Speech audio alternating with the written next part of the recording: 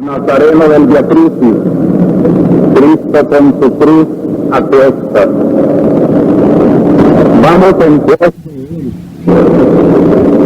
sabiendo que ese Cristo, ayunando en el desierto, o perseguido con su cruz para el Calvario, no es un ser distinto, separado de nosotros, sino que su amor de Dios y su omnipotencia le inspiró a hacer con nosotros una sola vida. La Iglesia es prolongación de la vida de Cristo. Y el pueblo cristiano en todas partes siente que en la Cuaresma camina como Cristo con su cruz a cuestas. Así encontramos entonces que nuestra historia, nuestro ambiente, el Salvador, nuestra manera histórica de vivir, no es separada de Cristo. También el pueblo se siente en Cuaresma, se siente camino de un Via Crucis, y por eso no podemos prescindir, al explicar la palabra de Dios, de la realidad histórica por donde va pasando este Via Crucis de nuestro pueblo. Primero, la intención de la Iglesia. Segundo, el deber del gobierno. Y tercero, el deber de los cristianos. La intención de la Iglesia al convocar al pueblo para celebrar los aniversarios de sus muertos, en primer lugar es orar por los difuntos. Nuestros difuntos necesitan mucha oración y la Iglesia tiene organizada su plegaria, y uno de los días privilegiados para orar por sus muertos es el aniversario. Por eso la primera intención nítida de la Iglesia es orar por sus muertos. Pero también otra intención tiene la Iglesia: consolar a los que lloran la separación de sus muertos. Esa es otra finalidad pura de la mente religiosa y evangélica de la Iglesia: consolar a los que lloran a sus muertos. Y tercero, también reflexionar y llamar a la conversión a los que han sido causa de atropellos, de asesinatos, de muerte, que han dejado en la orfandad y en el dolor a las personas que les lloran. Y en esta reflexión no debemos de olvidar que una de las finalidades de la Iglesia es esta, en el campo político. La Iglesia no pretende poder político, ni basa su acción pastoral sobre el poder político, ni entra en juego de los diferentes partidos políticos, ni se identifica con ningún partido político. Pero la Iglesia tiene que decir su palabra autorizada, aún en problemas que guardan conexión con el orden público, cuando le exigen los derechos fundamentales de la persona humana o la salvación de las almas. Todo esto es del concilio. La Iglesia, pues, defiende los derechos humanos de todos los ciudadanos. Debe sostener con preferencia a los más pobres, débiles y marginados. Promover el desarrollo de la persona humana por la conciencia crítica de la sociedad. La Iglesia tiene que ser la conciencia crítica de la sociedad. Formar también la conciencia cristiana de los creyentes y trabajar por la causa de la justicia y de la paz. Una iglesia que no cumpla estas finalidades con claridad no es la verdadera iglesia del Evangelio.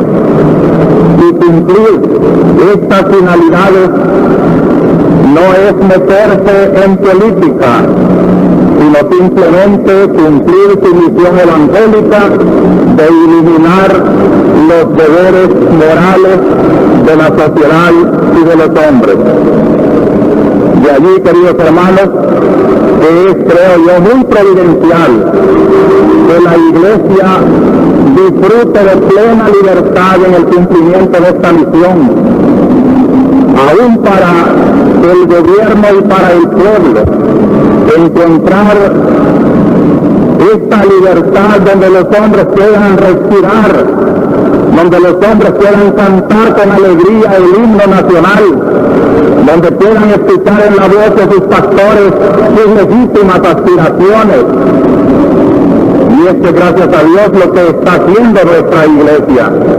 Por eso es peligroso tocar esta libertad de la iglesia, porque es como cerrar otra válvula de escape y hacer más intenso y fuerte el ambiente de represión donde los pueblos no pueden tolerar mucho tiempo. Por eso quiero yo agradecerle y felicitar al padre Alejandro Peinador, que representó este papel de la iglesia al celebrar la misa en la iglesia del Rosario y también defendió la incolumidad de las puertas abiertas de la iglesia. También queremos en este momento pedir justicia para aquellos que han sido presos en estas circunstancias. Desde luego que no se les torture y que se les someta a un juicio justo si es necesario. Entonces, el papel de la iglesia pues en estos aniversarios, en estas celebraciones, que quede bien claro, es la voz de los derechos humanos, es la voz de la conciencia del pueblo, es la oración que trasciende hacia Dios y que desciende en consuelo para las familias que ponen en ella su esperanza. Y por eso la libertad de creer y amar a Dios e invocarlo como uno quiere es uno de los derechos más sagrados de la persona humana. En segundo lugar, ante estas circunstancias, es un deber de los gobiernos respetar y canalizar el derecho de igualdad y de participación. Las palabras que ahora voy a leer no son mías, sino del Papa Pablo VI en su carta Octodécimo Albemien, que fue escrita pues al cumplir 60 años de la encíclica Rerum Novarum, poniendo al día aquella doctrina social de León XIII. Y entre otras cosas dice esta bella observación, en el número 22, se manifiesta en estos contextos nuevos sociales y económicos y políticos una doble aspiración más viva a medida que se desarrolla su información y su educación. Aspiración a la igualdad, aspiración a la participación, dos formas de la dignidad del hombre y de su libertad. No pertenece al Estado ni tampoco a los partidos políticos que se cerrarían sobre sí mismos el tratar de imponer una ideología por medios que desembocaran en la dictadura de los espíritus, la peor de todas. La verdad no se impone más que por la fuerza de la verdad misma que penetra el espíritu con tanta dulzura como potencia. Hasta aquí la cita del Papa Pablo VI. Como ven, pues, hay dos como signos de los tiempos, y son la aspiración a la igualdad y la aspiración a la participación de todos los ciudadanos en el bien común. El derecho y el deber del gobierno es encauzar esas justas aspiraciones, no tratando de imponer ideologías que desembocarían, dice el Papa, en una dictadura de los espíritus. De allí la urgencia de quitar las verdaderas raíces de las violencias, de los terrorismos, mientras no encuentre el pueblo cauces legítimos para vivir estas legítimas aspiraciones a participar en el bien común, siempre habrá malestares. La represión no es el camino, sino el encauzar por caminos legítimos estas aspiraciones que no se pueden contener en el pueblo y en el hombre. Y por eso, hermanos, una tercera observación: el deber de los cristianos.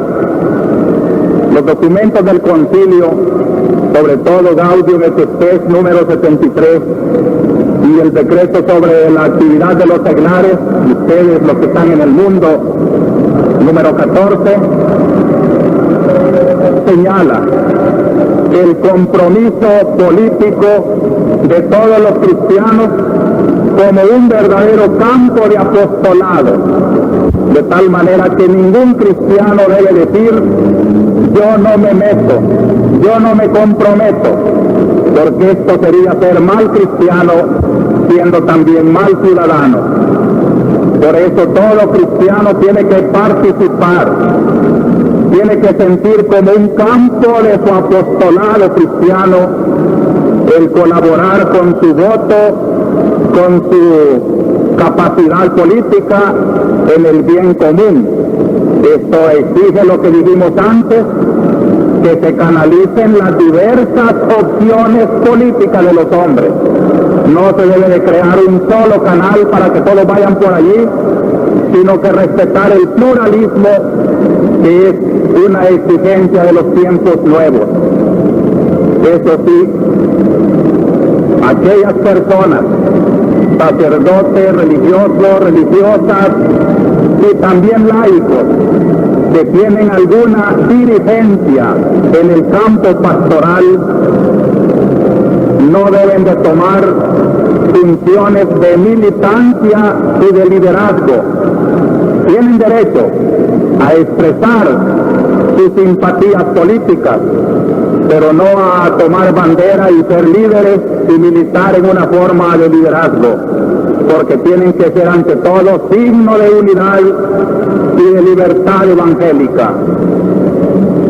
Esto para aquellos cristianos que tienen funciones de dirigencia, que están pues desde el lado jerárquico orientando al pueblo. Comisión de laicos, sacerdotes, religiosos, etcétera. Tenemos ya que ser en el mundo signos de unidad, no parcializarnos en forma de líderes para ningún lado, para conservar también nuestra libertad evangélica y cumplir así lo que decíamos antes, el papel de la Iglesia de ser conciencia crítica y ser severos con las faltas, vengan de donde vienen. También, hermanos, aquí tengan en cuenta la fidelidad a la doctrina de la Iglesia, aunque no sea con papel de militancia, de dirigencia, de liderazgo, pero un cristiano tiene que tener en cuenta su fe cuando se mete a alguna agrupación. No debe traicionar lo que le exige su cristianismo. Vuelvo a leer al Papa Pablo VI en el mismo documento Autogesima Albeniens, en el número 26, dice así: el cristiano que quiere vivir su fe en una acción política concebida como servicio, ¿qué es la política? Un servicio, no una ganga. La política concebida como servicio, el cristiano tampoco puede adherirse sin contradicción a sistemas ideológicos que se oponen radicalmente o en los puntos sustanciales a su fe y a su concepción del hombre. Y luego concreta en dos casos.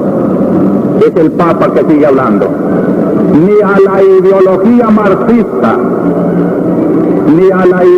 marxista, a su materialismo ateo, a su dialéctica de violencia y a la manera como ella entiende la libertad individual dentro de la colectividad, negando al mismo tiempo toda trascendencia al hombre y a su historia personal y colectiva. Aquí está un resumen de la ideología marxista, que no puede ser opción de un cristiano, porque un cristiano no puede aceptar el materialismo ateo, la dialéctica de la violencia, ni concebir una libertad individual dentro de una colectividad como el marxismo la concibe, ni negar la trascendencia del hombre y de la historia personal y colectiva. Pero por otro lado, fíjense bien, un cristiano tampoco puede optar por una ideología liberal que cree exaltar la libertad individual, sustrayéndola a toda limitación, estimulándola con la búsqueda exclusiva del interés y del poder, y considerando las solidaridades sociales como consecuencias más o menos automáticas de iniciativas individuales y no ya como un fin y un criterio más elevado del valor de la organización social. Aquí quedan pues excluidas de la opción política de un cristiano tanto el marxismo ateo como el liberalismo capitalista y egoísta, que solamente tuviera una finalidad de enriquecerse y de poseer el poder para sus propios intereses. Y otra cosa, finalmente, hermanos, no tratar de identificar a la Iglesia con sus ideologías. La Iglesia cumple su deber de orientar como lo estoy haciendo ahora, pero ninguno de los que se sientan orientados por la Iglesia tiene el derecho de decir: soy aquí la Iglesia, mi agrupación y la Iglesia son una sola cosa. Eso es falso. La Iglesia mantiene su autonomía, su independencia sobre todo partido, sobre toda ideología, aunque señala las materias en las cuales no se puede comulgar siendo cristiano, y al mismo tiempo respetando las opciones que son legítimas para un cristiano. Creo que es necesario, pues, y en este campo en que ahora está de tanta actualidad, aclaremos siempre las ideas, hermanos, sobre todo aquellos que tienen inquietudes sociales, sepan orientarlas a la luz del Evangelio. Creo que lo dicho es suficiente para que comprendamos el bello mensaje que la Cuaresma nos da en su cuarto domingo. Saben que la Cuaresma es la preparación del pueblo cristiano para celebrar la muerte y la resurrección de Cristo, que se llama el misterio pascual. La Cuaresma, un caminar hacia la Pascua. Por eso la Pascua no termina el Viernes Santo. Quiero recalcar mucho esto porque tenemos que derribar una tradición muy negativa entre nosotros. Para muchos católicos toda la Semana Santa es el Viernes Santo, enterrar a Cristo en el Santo Entierro. Eso sería tener una religión de fracasados, sería creer en un muerto, pero Cristo murió por amor, pero resucitó como Dios, y esto es lo grande, que la muerte de Cristo fue rubricada por la resurrección, y la resurrección es la garantía de nuestra redención. Por eso un verdadero cristiano no se contenta con asistir al Santo Entierro, sino que debe de llegar hasta el Sábado Santo en la noche, cuando cantamos el triunfo definitivo de nuestra redención. Hacia allá camina la Cuaresma y la Semana Santa, hacia la noche santa del sábado de la resurrección. Acompañemos, seamos iglesia, hasta esa noche que trataremos de hacer aquí una noche verdaderamente de victoria, la victoria de la esperanza y de la fe. Para este pueblo, marcado por la cruz y el camino del Calvario, no le conviene terminar con un Cristo muerto. Por eso quizá para muchos la religión es pesimismo, es conformismo, es pérdida de valor. Pero aquel que celebre la Semana Santa aflorando en la Pascua, llena su corazón de esperanza. Y aunque ahora camine con su cruz a cuestas y sea torturado y martirizado, incomprendido, atropellado como Cristo el Viernes Santo, sabe que la historia no termina allí. Pero después de 3 días, no sabemos cuándo, pero vendrá también para el pueblo salvadoreño la esperanza hecha realidad, la Pascua. Por eso, hermanos salvadoreños, para darle a nuestro esfuerzo por la liberación, para hacer de nuestro pueblo redimido un pueblo de esperanzas cristianas, yo les invito a que celebremos la Semana Santa como debe ser, hasta la Pascua. Desde ahora les anuncio una noche de Sábado Santo verdaderamente victoriosa. Ya hay una juventud que está preparando esta liturgia del Sábado Santo, y todos los jóvenes que quieran inscribirse en este canto de esperanza de la iglesia son llamados a participar. Lo mismo que todos los adultos y todos los niños, para que vean lo que la iglesia siembra en Semana Santa. No un dolor que termina en un santo entierro, eso sí, para cantar gratitud al amor que tanto sufrió, pero también una esperanza para cantar aleluya a aquel que venció y que nos promete a nosotros también vencer en esta lucha por la liberación genuina del pueblo. Así entonces, las lecturas de hoy nos orientan hacia la Pascua. Es una bella catequesis la que nos ofrecen las 3 lecturas de hoy, precisamente para hacernos tomar conciencia del bautismo.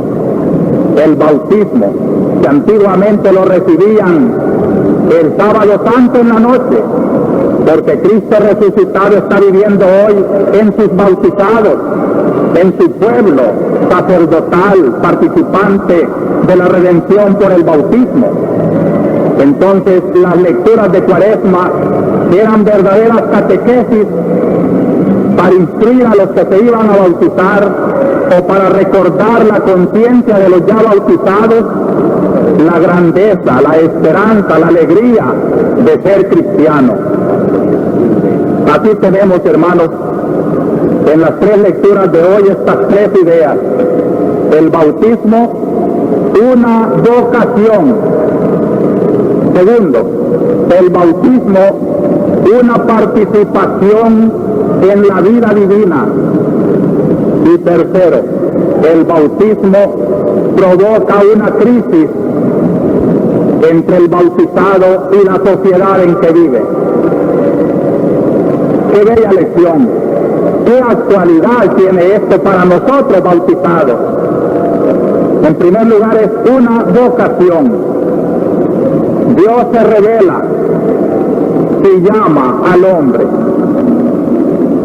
El hombre va creciendo en su fe hasta descubrir en Cristo a Dios que lo llama y se le entrega. Este es el sentido de la primera lectura, precisamente cuando Dios rechaza al rey Saúl y le dice a su profeta Samuel que ha escogido otro rey según su corazón, que vaya a Belén, a la casa de Jesé, y que Dios le va a inspirar cuál de los hijos de Jesé ha sido escogido para ser el rey futuro de Israel. Samuel tiene miedo, porque la represión de Saúl es terrible. Le va a matar ese rey si sabe que yo ando buscando otro rey. Y Dios le aconseja cómo tiene que hacer, y así va simulando que va a celebrar un sacrificio, le dice a Jesé, muéstrame a tus hijos.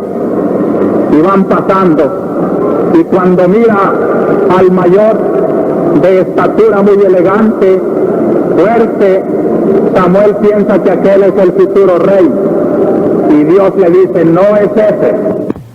Miran las apariencias, pero yo miro el corazón, ya te lo indicaré. Y fueron pasando los 8 hijos de Jesé, y cuando acabaron de pasar, y Samuel no encuentra la inspiración de Dios en ninguno de ellos, le dice a Jesé, ya no hay más muchachos. Sí, le dice Jesé, falta el más chiquito, está cuidando el rebaño, llámalo, le dice el profeta, que no comeremos hasta que venga. Y cuando viene David, jovencito, ¿quién iba a pensar? Dios le dice a Samuel, ese es el que yo he escogido para rey, según mi corazón. Y entonces Samuel, delante de su padre y de sus hermanos, unge a David. Descubre su cuerno de aceite, era el signo de la unción, y lo baña en aceite, ungirlo. Y dice la Biblia, en aquel momento el espíritu de Yahvé descendió sobre David. Ya es rey, solo esperan las circunstancias propicias para tomar posesión de su reino. ¿Qué otra cosa es el bautismo? Una elección de Dios, un Dios que por medio de un sacramento se acerca y me llama y me unge. Vamos ungidos, hermanos. ¿Recuerdan cuando el sacerdote, también con aceite en la coronilla de la cabeza del niño, lo unge como sacerdote, profeta y rey? Todos ustedes y yo somos ungidos, somos como David, nos ha llamado, tenemos una vocación. Por eso San Pablo insistía tanto, sed fieles a vuestra vocación. Hermanos cristianos, ustedes y yo somos grandes por el bautismo, somos ungidos, somos un pueblo de reyes, nos ha llamado el Señor. El hombre descubre a ese Dios poco a poco, y este es el trabajo de nosotros bautizados, ir descubriendo en nuestra fe que va madurando cada día más a Dios. Y aquí voy a traer el ejemplo precioso del Evangelio. Aquel ciego está inconsciente de lo que le va a suceder, pero Jesús, que es Dios, pasa por allí. Y ante aquel ciego se detiene y hace los gestos que ustedes acaban de escuchar. Cuando le preguntan al ciego, ¿quién lo ha curado?, la primera respuesta del ciego en el versículo 11 de la lectura de hoy dice, ese hombre que se llama Jesús. Todavía es muy vaga su conocimiento de Jesús. Después, cuando le preguntan si él cree que ese hombre es un pecador porque lo ha curado en sábado, él dice no, para mí es un profeta. Versículo 17, ya avanza la confesión del hombre. En el versículo 33, cuando los enemigos de Cristo ven en Cristo un pecador, el ciego dice, si es que no viniera de Dios, no hubiera tenido poder para curarme a mí, ciego de nacimiento. Ya declara una relación entre Cristo y Dios. Ven cómo va progresando la fe de aquel hombre. Y finalmente en el versículo 38, cuando se encuentra con Cristo, que le pregunta si quiere creer en el Hijo del Hombre, el pobrecito ciego le dice, ¿quién es? Qué hermosa la revelación de Cristo, como la de la samaritana el domingo pasado. Yo soy el que estoy hablando contigo. Entonces cuando el ciego, que no solamente ha recobrado los ojos de la cara, sino que se ha iluminado la fe de su alma, y descubre en aquel hombre al Dios que ha venido a salvar, poderoso para dar vista a los ciegos y para todo lo que Él quiera, para redimir al mundo, cae de rodillas aclamándolo, Señor. Ha llegado a su cumbre la fe.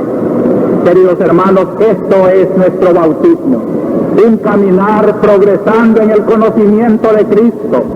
Ojalá ya todos los que estamos haciendo esta reflexión pertenezcamos a este grado más alto y de rodillas adoramos a Cristo, porque en Él vemos no a un simple hombre, sino a un Dios que se hizo hombre. Cuando les hablaba de la liberación, no la confundamos con las liberaciones de la tierra. Por eso la Iglesia rechaza una liberación de características materialistas, ateas, de luchas y violencias. No es la de Dios. Así como tampoco una liberación que se apoya en el dinero, en el poder, en el egoísmo. No es tampoco la paz de Dios. Es la paz de Dios esta del ciego. Se encuentra a Cristo y le dice: Señor, yo creo. No sé por dónde llevas la historia, pero sé que tú eres el dueño de la historia. Tú llenas mi corazón de esperanza.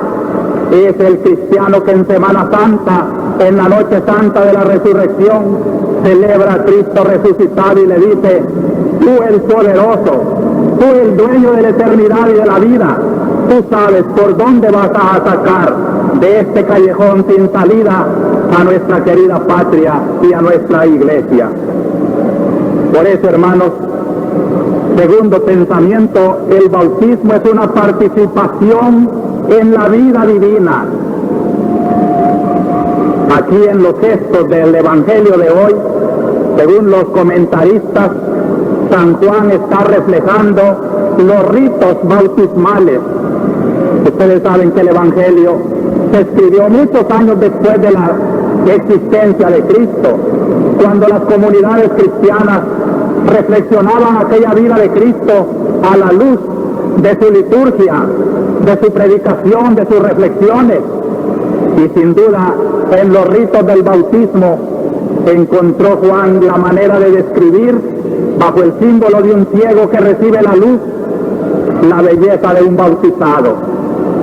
Un bautizado, porque aquí hay la saliva, la unción, el baño en la piscina de Siloé, elementos de una ritual bautismal. ¿Qué es un sacramento? Hermanos, un sacramento es un signo visible de una realidad invisible. No se olviden esta definición teológica. ¿Qué es un sacramento? Un sacramento es un signo visible de una realidad invisible. En todo sacramento hay un elemento visible, pero hay también una realidad significada que no se ve. En el bautismo, los gestos de Cristo, la mano de Cristo que hace lodo y que unge los ojos del ciego, el agua de Siloé con que se baña los ojos, son cosas sensibles, como el agua de nuestras pilas bautismales y la mano del sacerdote echando el agua sobre la cabeza del niño. Signos sensibles, como la hostia de trigo que ahí en el altar está lista para que en mis manos de sacerdote sea signo de una presencia invisible. Cristo que se haga presente aquí en la hora de la consagración, es el que le da gracia también a las aguas bautismales, el que puso potencia curativa a un ciego de nacimiento en el lodo de la tierra y en el agua de Siloé. Cristo es el gran sacramento del Padre. Él es visible, el hombre que me puso lodo en los ojos y me mandó lavar. Para el hombre que no tiene más profundidad, eso es Cristo. Pero cuando aquel hombre tenía fe, cayó de rodillas. Tú no eres un simple hombre. En tu visibilidad de hombre se esconde la potencia de un Dios, también en cada sacramento.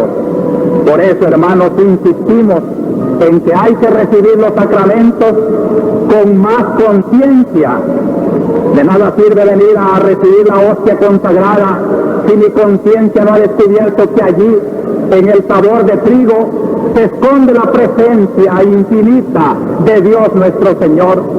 ¿De qué sirve llevar un niño al bautisterio solo por conveniencias sociales, si no se tiene en cuenta que aquel niño, hijo de la carne, ante el signo sensible del agua y de la unción, ¿qué ha pasado en el alma de aquel niño? ¿Qué ha pasado en nosotros cuando nos han bautizado? Se nos perdona el pecado original, se nos incorpora como miembros vivos de Cristo, se nos hace miembros del cuerpo vivo que es la iglesia. Esta es la gracia bautismal. Hermanos, no hemos llegado a comprender todavía, hasta que estemos en el cielo, la grandeza de esta dignidad de ser bautizados, de que en el signo del agua y de las ceremonias del bautismo, Cristo mismo me ungió, como por medio de Samuel, a David, para darle su espíritu y ser rey de Israel, al ciego de nacimiento, para darle luz a sus ojos y hacerlo sobre todo con una vista muy clara en su alma para descubrir los valores de la fe.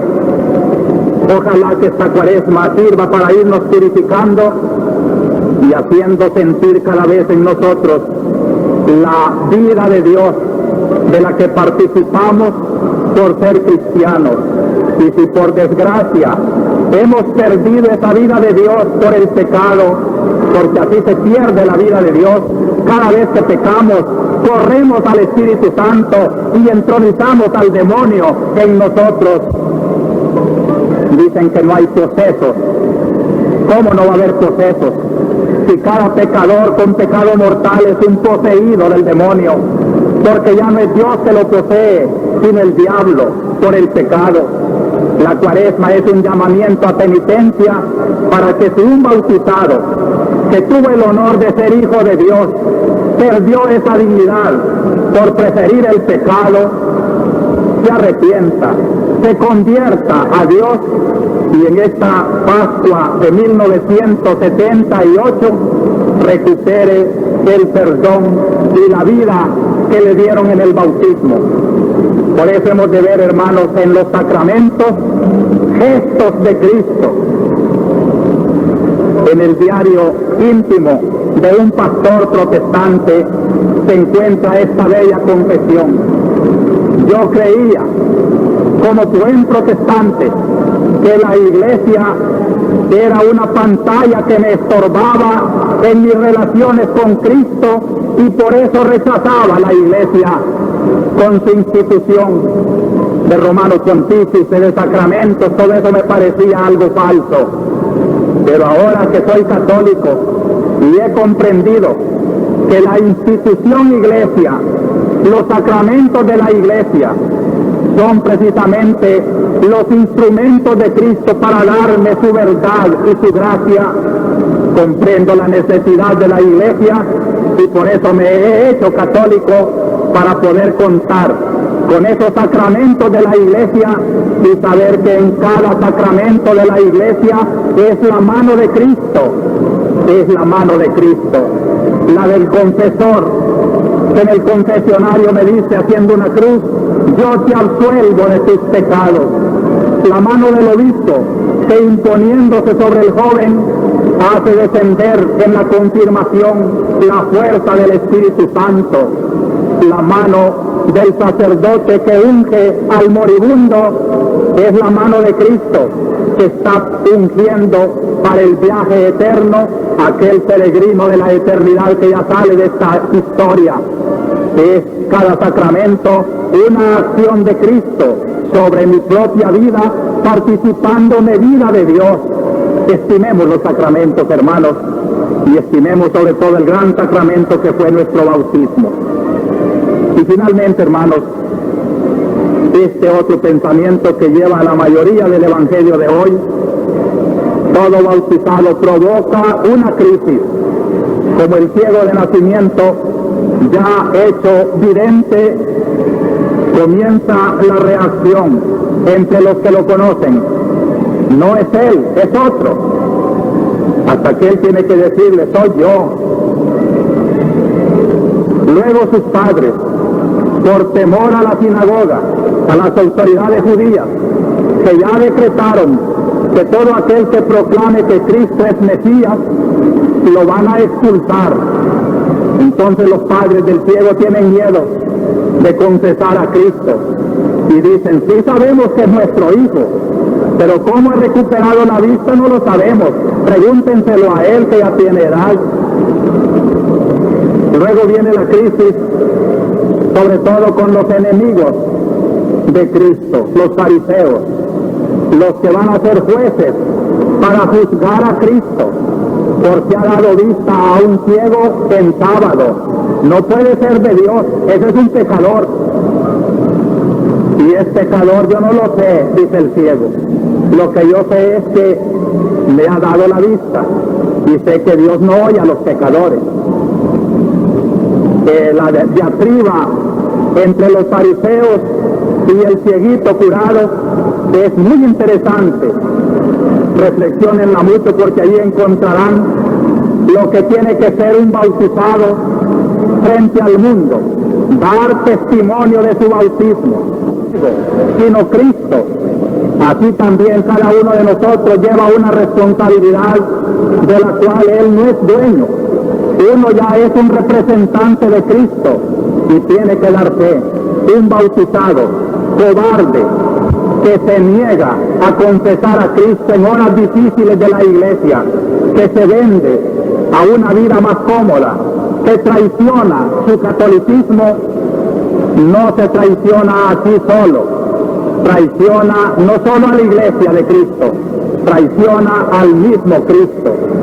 Por eso el desenlace de este juicio de reo ausente termina cuando el reo se hace presente, y el reo presente al final del evangelio de hoy se convierte en juez, que les dice a sus enemigos, he venido trayendo un juicio para que todo aquel que no vea y sinceramente busca la vista, la encuentre, pero también aquellos que autosuficientes creen que ven mejor que los demás y rechazan el humilde gesto del cieguito curado, esos se quedarán ciegos.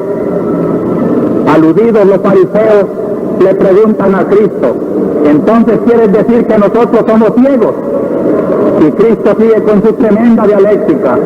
Yo no digo que son ciegos ustedes, al contrario, si fueran ciegos no tuvieran culpa, pero como dicen que ven, están satisfechos de su ciencia vana, juzgan con sus criterios humanos, son culpables, son ciegos voluntarios, porque no hay peor ciego que el que no quiere ver.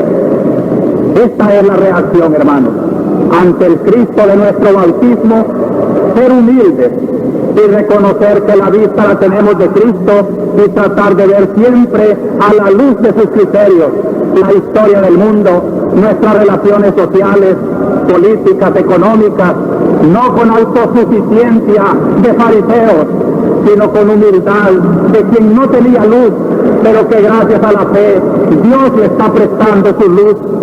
Somos pobres, los que tenemos fe somos los más pobres, pero en la medida en que confesemos nuestra pobreza, Dios nos dará luz, así como el autosuficiente, el orgulloso, el que desprecia a los demás y los considera como ciegos y se siente capaz de juzgar a todos porque él tiene la suprema verdad, ese ya es un ciego. He venido a traer un juicio, dice Cristo, un juicio que no necesito aplicarlo, ustedes mismos se lo están aplicando. El que crea en mí ya ve y recibe un juicio absolutorio. El que rechaza mi doctrina, el que me rechaza a mí, el que rechaza mi iglesia, el que rechaza mi predicación, ya se juzga a sí mismo, que está ciego.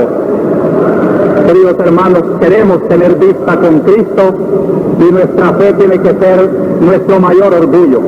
Preparémonos pues para celebrar una Semana Santa digna y vamos a confesar ahora como el cieguito nuestra fe en Dios.